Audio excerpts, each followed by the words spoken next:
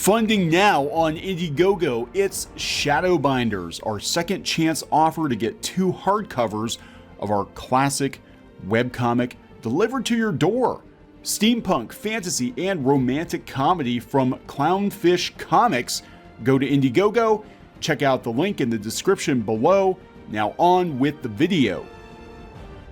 Hey guys, welcome back to Clownfish TV. This is Kneon. I am here with Geeky Sparkles. Hello.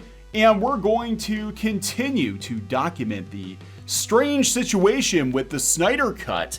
You would think people would be happy, but the media is not happy. Oh, well, the media is never happy. They were mad before it even came out.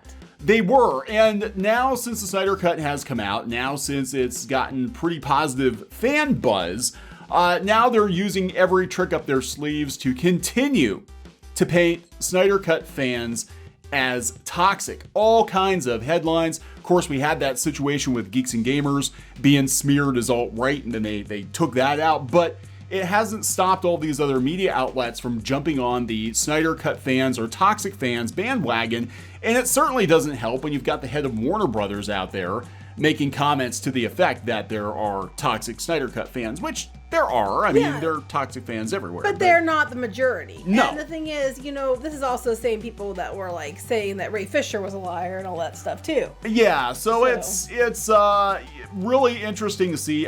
We've been commenting on this situation with Star Wars 2 and with gaming journalists. It feels like the media is going out of its way to demonize fans more so than they have in the last couple of years. They kind of, laid low after The Last Jedi, after Gamergate was over, and now it seems like they're really ramping up the efforts to smear fans once again. Yes. And, there could be a reason for that. Mm-hmm. Well, that and the fact that, now we can't just make the Trumpity Trump articles every time everything that goes wrong in your life is Trump's fault. Now you don't have that, so you're going to blame the fans instead. To which I say, because there are a lot of fans that are getting lumped in there that are not, the things that they're labeling them as. It's very few people that are actually sincerely toxic.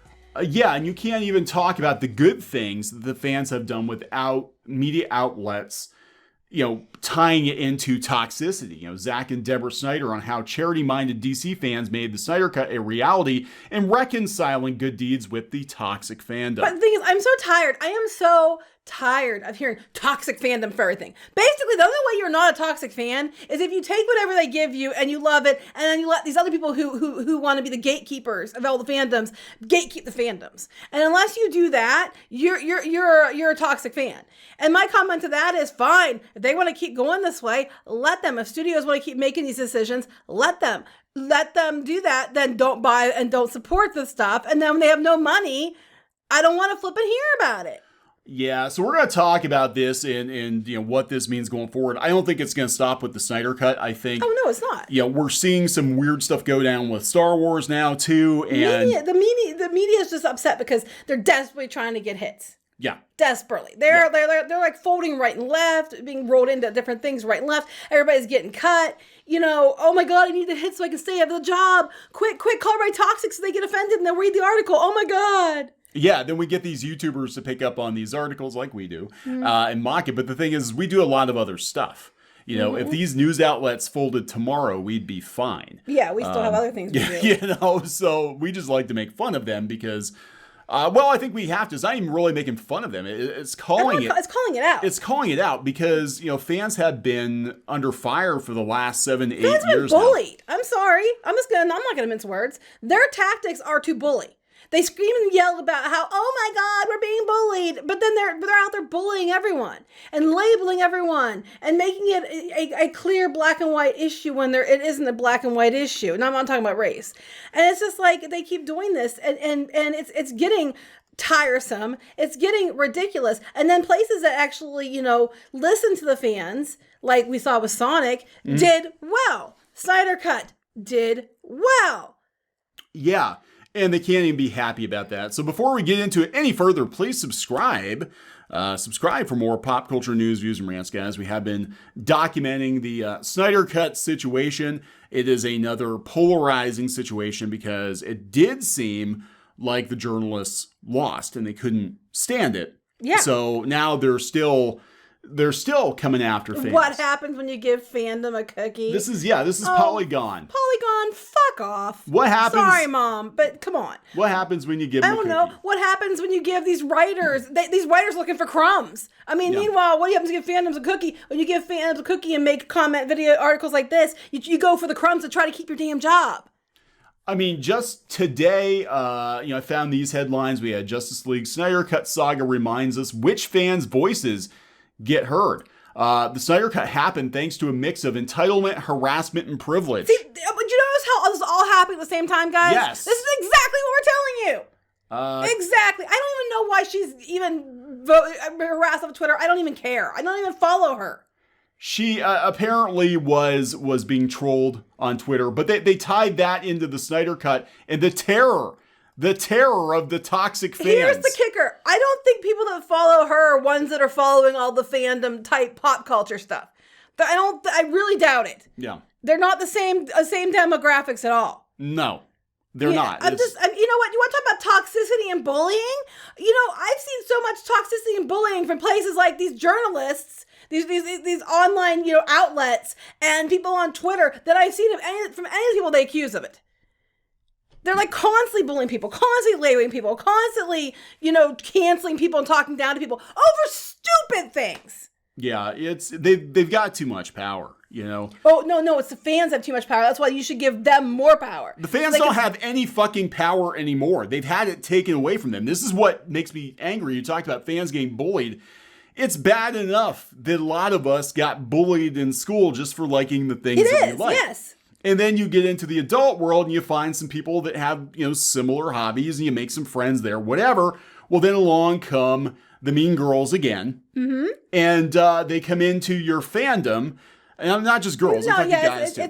But I'm just using that. Mean Girls is a type of, personality type. Yeah. And they come into your fandom and they bully you out of your Call own. them fandom bitches. Fandom bitches. Oh, because I bet you could apply to male or female. We'll call them fandom bitches. Bitches. So these bitches come in, they push you out of your hobby.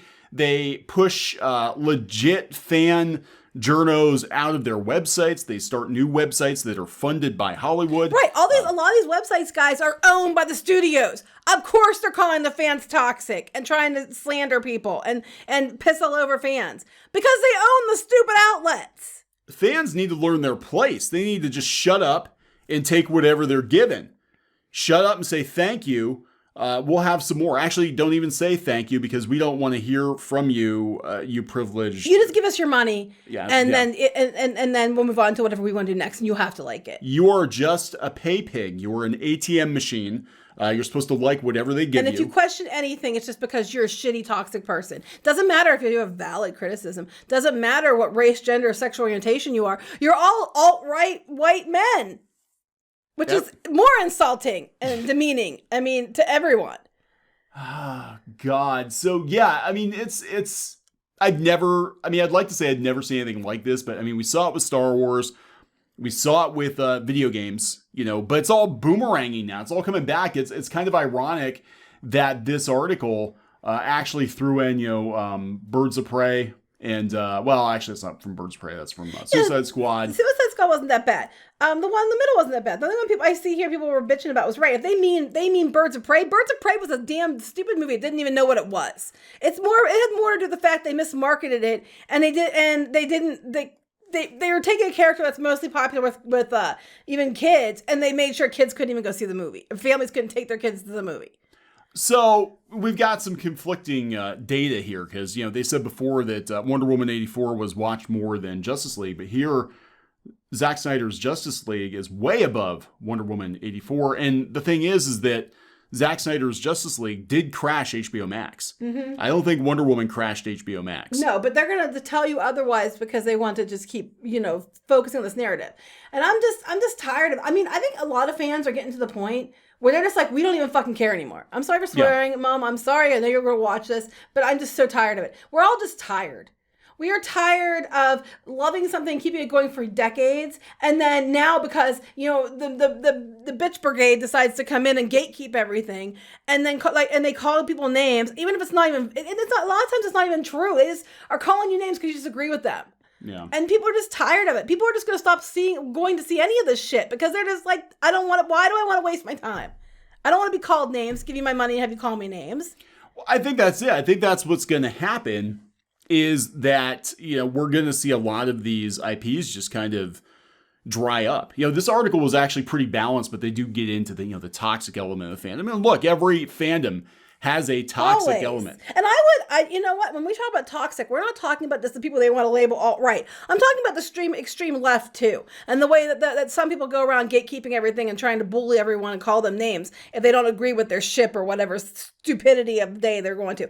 There's toxicity, but it's not one-sided and it's very, very small in comparison to the general fandom. Now, this is interesting. They're talking about what the fear is in Hollywood is. And again, this comes back to a lot of these blogs being, run by Hollywood studios. The fear is the fans will basically demand this and demand that. And they just want good movies that aren't focused on agenda. It's not hard. Yeah, so this is coming from, Elizabeth Minkle, who's on the Fansplaining podcast. She said, the way this conversation is getting framed, the dangerous precedent is that fans will hold studios in Hollywood hostage until they get what they want, which I don't really think connects to reality.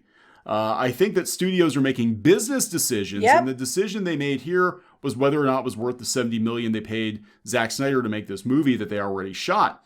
The fear that fan movements will wag the dog tends to be a little overstated because they aren't actually holding these studios hostage. No, they're not. They just said, "Hey, we'd like to see this. We're gonna support the idea. We're gonna, ask for it. We're gonna put our money where our mouth is." Same with Alita 2, and then the studio did it.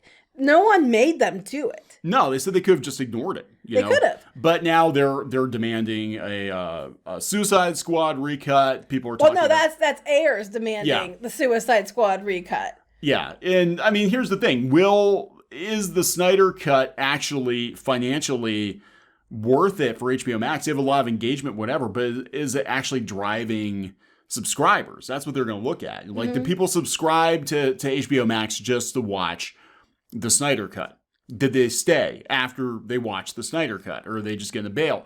When you've got Warner Media chief out there, or Warner Brothers CEO rather, out there talking about the toxic fans, that's not going to help their case any. People are going to leave because they're like, what the hell? So if you only want the fans you want, you're not going to have that many fans, because a lot of people that are coming in here, a lot of people that are complaining the loudest on places like Twitter don't even watch this stuff. They don't even care. They're not going to buy any of it. Yeah. And the people that do, you're calling names, even if they've done nothing wrong, even if they've done nothing but other than, oh, that's a good idea, I'd like to see that. Like, I wasn't one of the people that rah-rahed for the Snyder Cut, but when I heard about it, I'm like, oh, that's a cool idea, I'd see that, I'd watch that, and I'm still labeled toxic, just because of how dare I agree with thinking it was a good idea, even though I had nothing in it when people were trying to drum it up. And the thing is, that's what I think people are tired of. The people that are going to be the ones who are going to support you the most, you're just labeling toxic, even if they didn't do anything. Well, what's going to happen after all the drama's over, after a lot of these blogs implode, because they're going to implode, right? After that happens, then the studios are going to be, and the publishers are going to be left with finances. Are people actually buying our shit? Yes or no, and this determines what we make from here on out. And I think you're going to have a lot of people that maybe they're not, vocal toxic fan, but they're quietly leaving. We're kind of seeing this with Star Wars. They're just quietly leaving. They're not telling you, making a big production out of it. They're just not watching your stuff, not buying your merchandise, not going to your YouTube channel, buying your books. Apathy is the worst thing. People, love it or hate it, that's still a passionate response. Apathy is the worst. And basically, and I'm finding myself getting to that place too, where I'm just like, I really don't effing care anymore. I'm just so tired of it. I'm so tired of having where any opinion is met with, oh, well, you're a toxic person unless you agree with the ridiculous people on Twitter. Yeah. If you have any idea that's opposite or even slightly, skewed from what they believe, you get labeled, you get bullied, you get harassed constantly. And I'm effing tired of it. I think a lot of people are. I mean, look at Doctor Who fandom. Doctor Who fandom, I mean, there was a vocal minority of people not happy with the direction of Doctor Who, but really the proof that people were getting tired of it was in the numbers. The numbers just dropped off a freaking cliff. People were leaving their Facebook page in droves. That tells you more about where the average person, your average consumer actually is. We saw it in comic books too. People just stopped buying comic books. And they keep spinning in this narrative that, this vocal minority is tanking everything. It's like, I'm sorry, but just when you look at the stuff in general, most people aren't involved in the Twitter debate at all, and they're still not watching it, And then meanwhile, I knew people who weren't even people who have anything to do with the comics, anything to do with Twitter, anything to do with any of that stuff, were watching the Snyder Cut because they were kind of like, I don't know if I want to watch it. It's probably gonna be more suck. And then they watched it like, oh my gosh, that was amazing. And they just watched it because they wanted to see a better movie, and they had no dogs in the fight. Yeah. Stop labeling anybody who likes what you don't like, toxic. I think we're so sick and tired of it. At this point, the only people that I think are actually genuinely toxic are the extremists on Twitter. Yeah, and the journalists that support them, and sometimes they're usually extremists on Twitter. Yeah, so it's I think they're just putting out the garbage, like you were saying, because Trump's out of office. They got to bitch about something, so now the fans are bad again. Right. When you think toxic, it means deadly, poisonous. What's poisoning the fandom? Yeah, we're looking at it right now. Exactly. All right, we got to wrap this one up. Yep. Okay, so please subscribe for more pop culture news, views, and rants, guys. We'll talk to you later. Bye.